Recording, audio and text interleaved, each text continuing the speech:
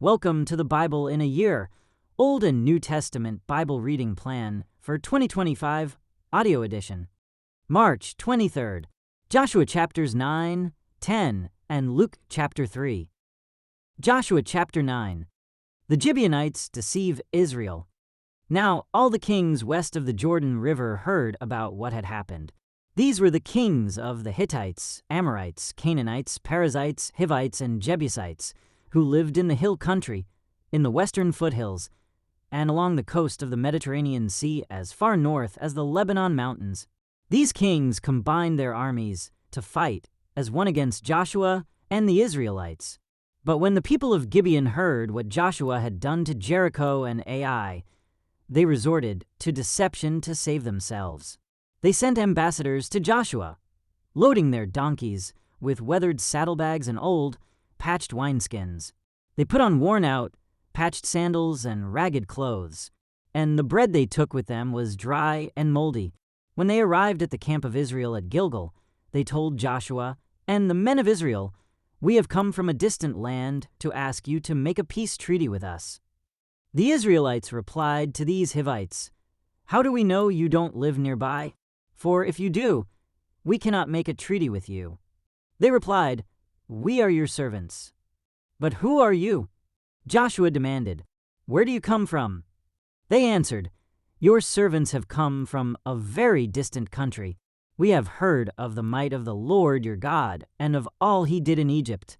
We have also heard what he did to the two Amorite kings east of the Jordan River, King Sihon of Heshbon and King Og of Bashan, who lived in Ashtaroth.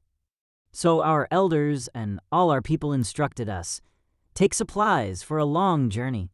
Go meet with the people of Israel and tell them, "We are your servants. Please make a treaty with us."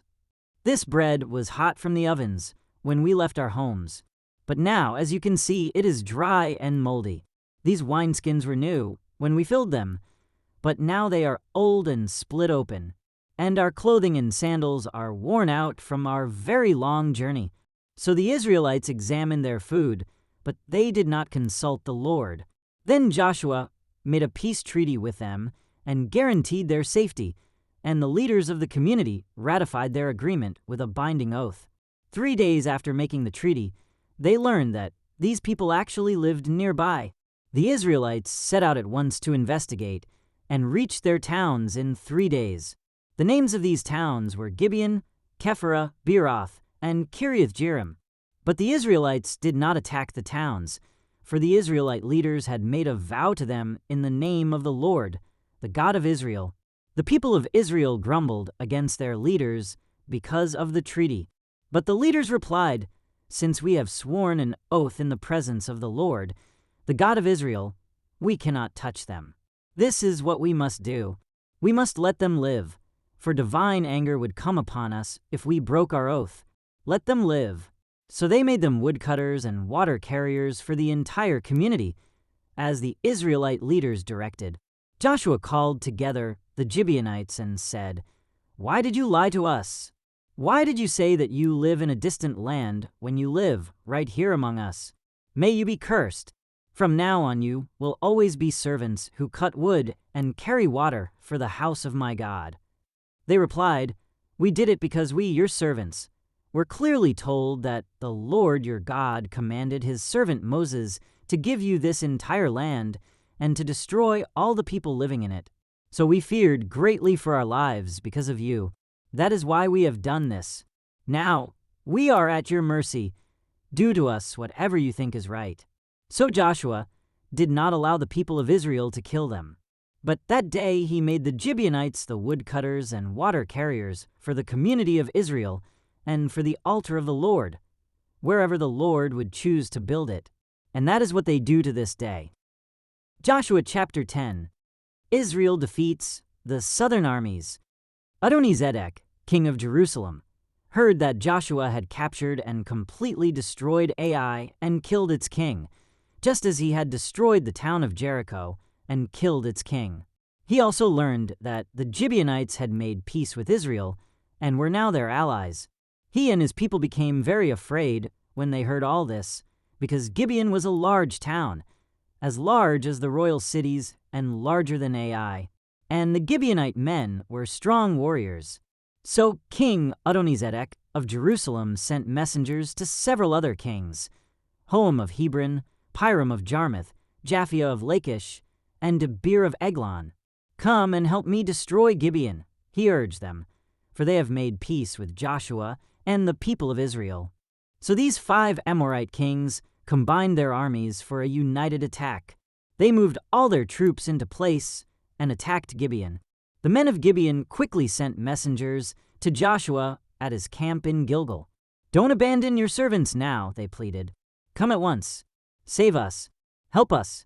For all the Amorite kings who live in the hill country have joined forces to attack us." So Joshua and his entire army, including his best warriors, left Gilgal and set out for Gibeon.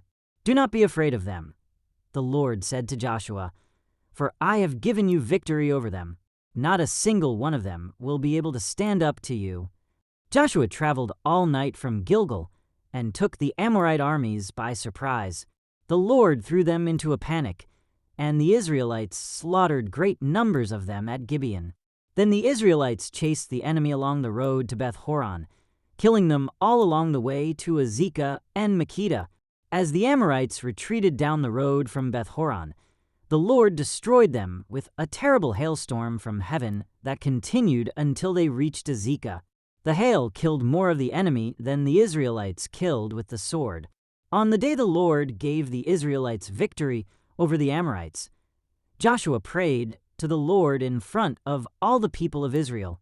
He said, "Let the sun stand still over Gibeon, and the moon over the valley of Ajalon." So the sun stood still, and the moon stayed in place until the nation of Israel had defeated its enemies. Is this event not recorded in the book of Jasher?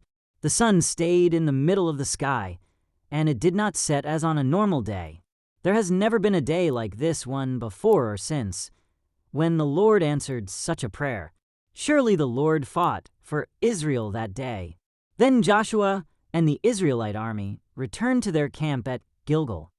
Joshua kills the 5 southern kings. During the battle, the 5 kings escaped and hid in a cave at Makkedah. When Joshua heard that they had been found, he issued this command: "Cover the opening of the cave with large rocks, and place guards at the entrance to keep the kings inside. The rest of you continue chasing the enemy and cut them down from the rear. Don't give them a chance to get back to their towns, for the Lord your God has given you victory over them."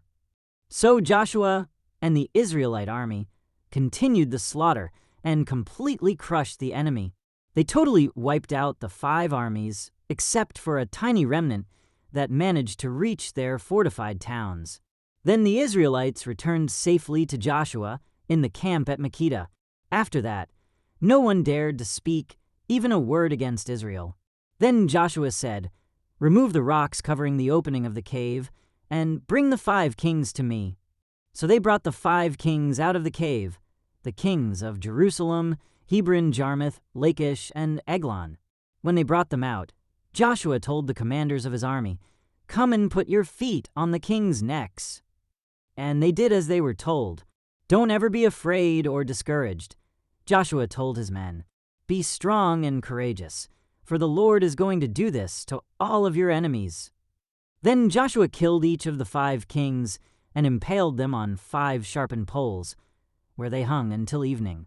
As the sun was going down, Joshua gave instructions for the bodies of the kings to be taken down from the poles and thrown into the cave where they had been hiding. Then they covered the opening of the cave with a pile of large rocks, which remains to this very day.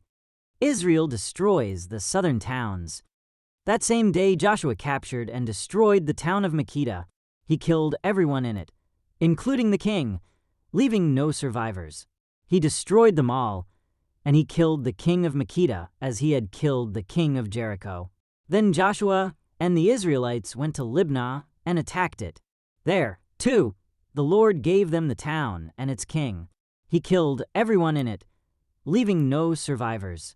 Then Joshua killed the king of Libnah as he had killed the king of Jericho. From Libnah, Joshua and the Israelites went to Lachish and attacked it. Here again, the Lord gave them Lachish. Joshua took it on the second day and killed everyone in it, just as he had done at Libnah. During the attack on Lachish, King Horam of Gezer arrived with his army to help defend the town. But Joshua's men killed him and his army, leaving no survivors. Then Joshua and the Israelite army went on to Eglon and attacked it. They captured it that day and killed everyone in it.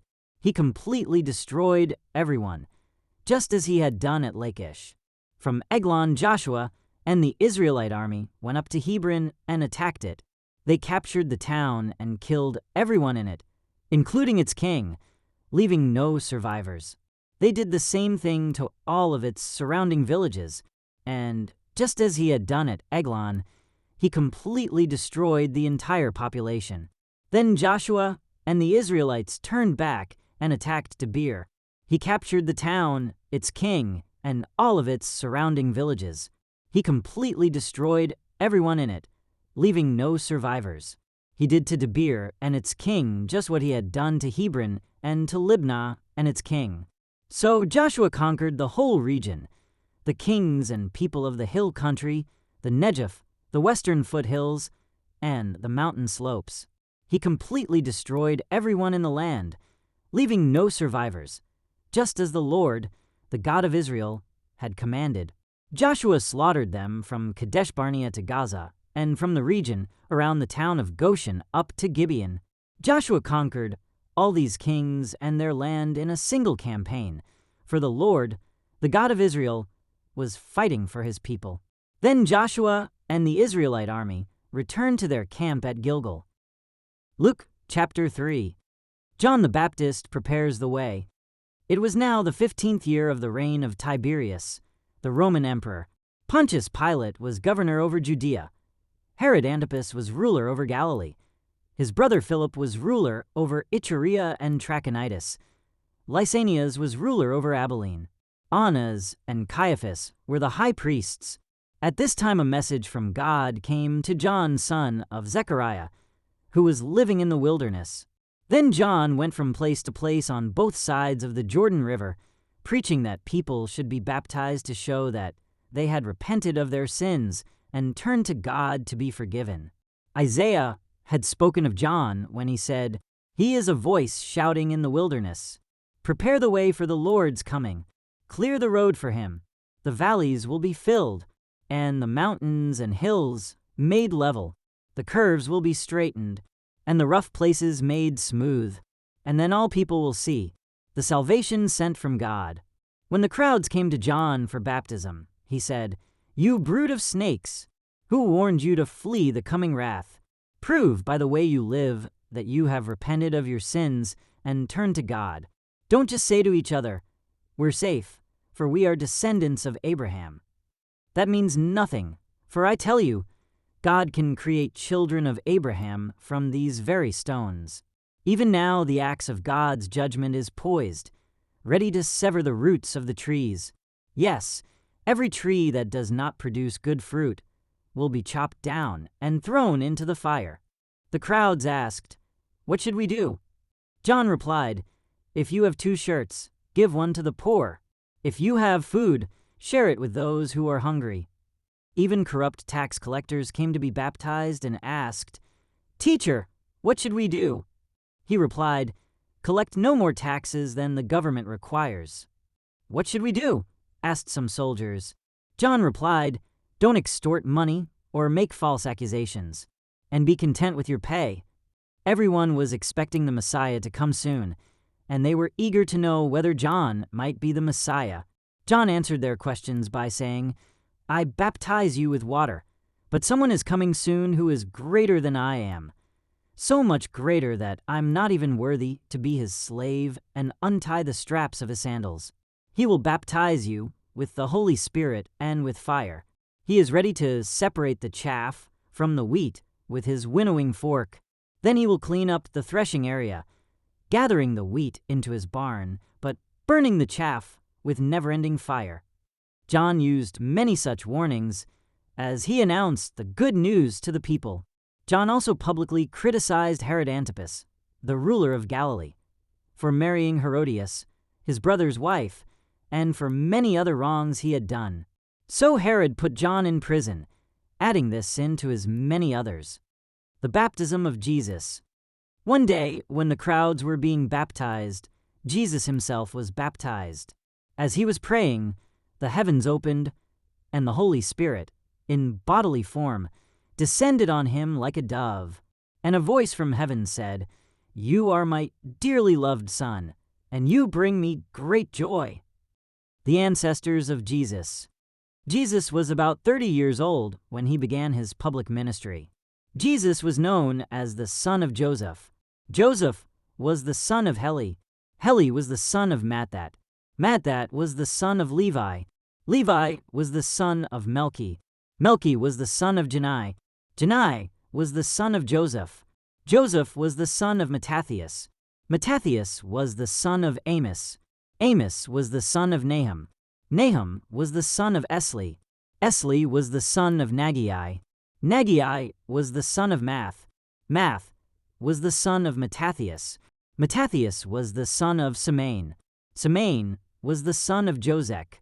Josek was the son of Joda. Joda was the son of Jonan. Jonan was the son of Risa. Risa was the son of Zerubbabel. Zerubbabel was the son of Shealtiel. Shealtiel was the son of Neri. Neri was the son of Melchi.